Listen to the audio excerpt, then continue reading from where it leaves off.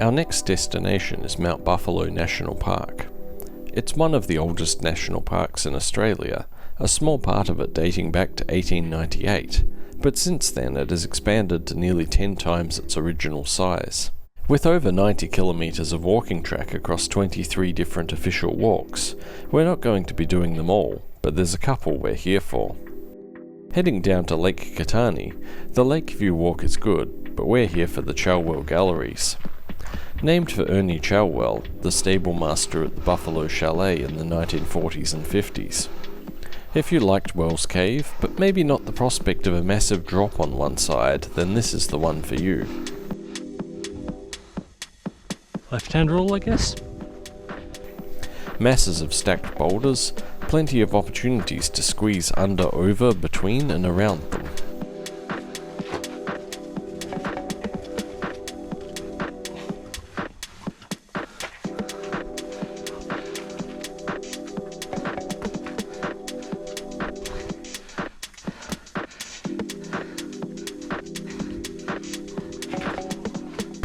A giant granite playground that stands between you and a great view, that when you get there turns out to mostly be cloud.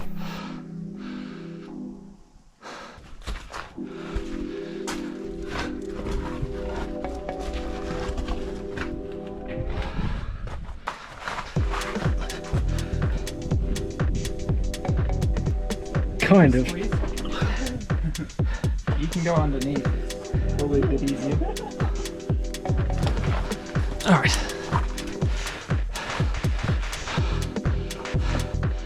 Oh, I see a down arrow. Oh, are we doing it backwards? Could be. And then I spotted the steps through the gap. I don't think that's down as in backwards, I think that's down as in down.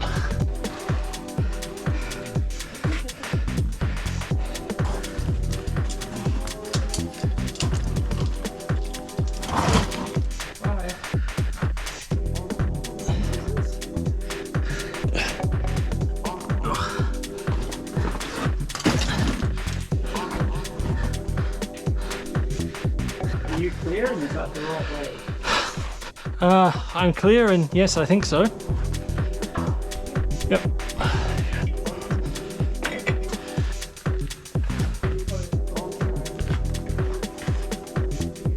Okay, after the steps run out, next two are on the log. Alright, traverse.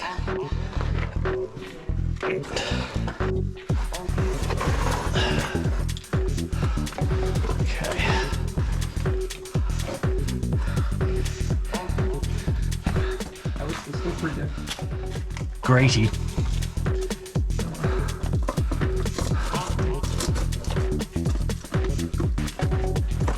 Oh.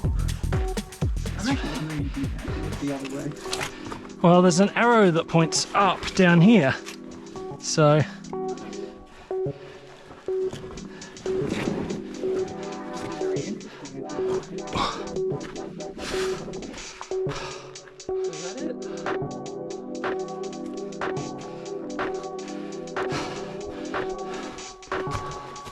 Okay, now that's down. Under, over, under. Can you move forward so I see up? Go. Did you forget four-wheel drive rules?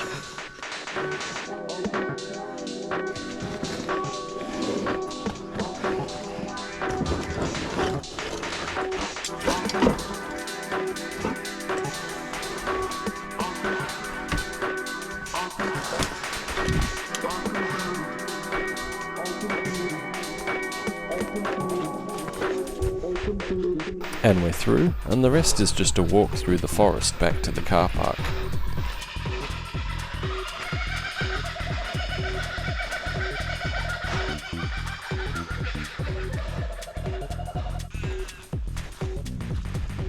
But if you're disappointed that that was it, don't worry, there is more to come. A little further up the road we come across the... no, wait, further than that. Yeah, there it is.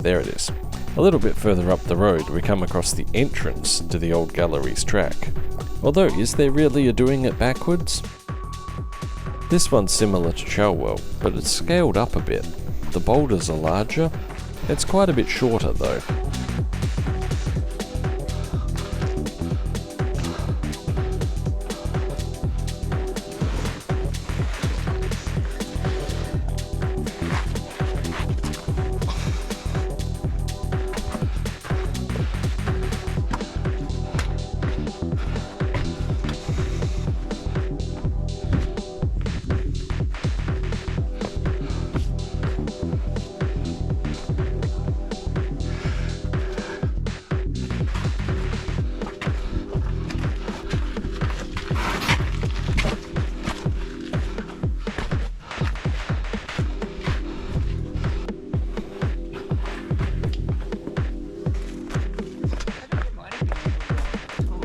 That's a big rock.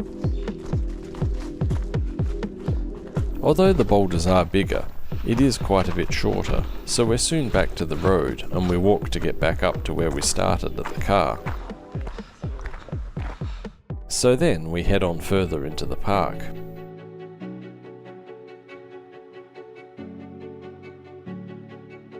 And where we head up further, the road turns into gravel.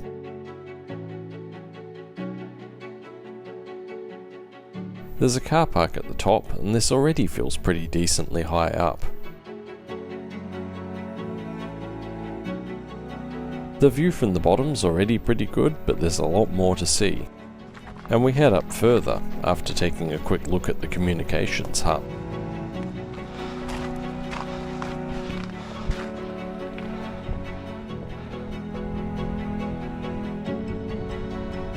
There's a bunch of slots carved into the rock, there's handrails, and there's more to get you to the top safely. Now I can't say the climb wouldn't be a lot more exciting without all of that, but really I think you just wouldn't be allowed to do it.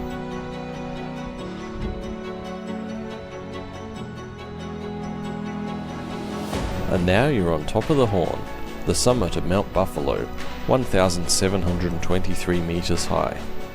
Now that's not as high as Bogong or Kosciuszko, but it feels very different to both. It's a very small peak, but it sticks out of the landscape around it quite sharply. As a result, there's a very striking view down from the top, and that just makes it feel a whole lot more impressive. Sure, on the taller mountains you are higher up, but with this one just being so much pointier, you can actually see what it is you're above. Through the lookout in the car park though, most of what you can see is cloud. And then we head back out, through the car park, through the park, and out along Buckland River Road to find our campsite. There's a number of spots along here, first come first served. I think I'm going to just consider that one taken. We pass Shippens Flat and then continue on down the road. Passing Leinster Flat, Good Hope Flat, Head Race Flat, The Bend, and eventually we reach Beveridge Station Campground, looking pretty much empty except for one guy on a postie bike. Anyway, what I mean is, there's really a lot of spots available down here. Our plan was to head out to the last camp area, then come back to whichever one was our favourite, but I think this one will certainly do. We pull into a nice spot in the middle of the clearing,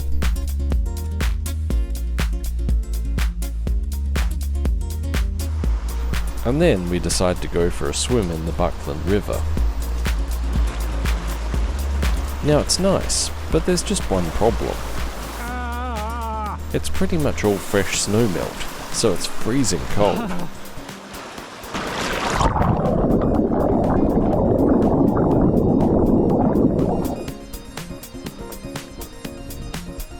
There's some firewood which had been left out in the rain. We'd have to get it pretty hot to dry it. Well, we have another use for hand sanitizer here.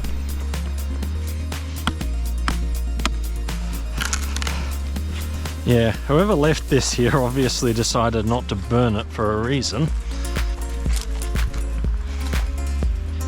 Oh, why didn't I bring my butane torch?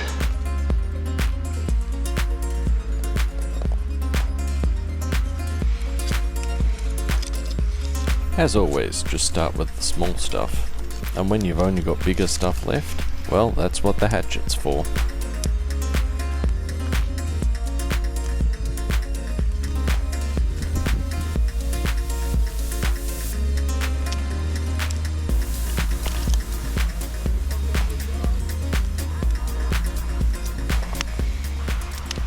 Well, that's good to warm up after the cold river.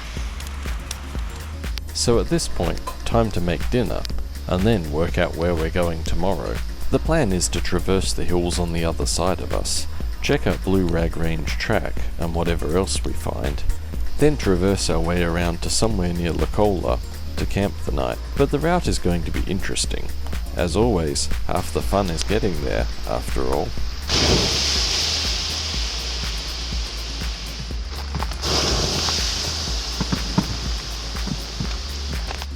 And next time we'll be heading further into the high country to see a few more of the classics. Don't forget to like, comment and subscribe, and see you then.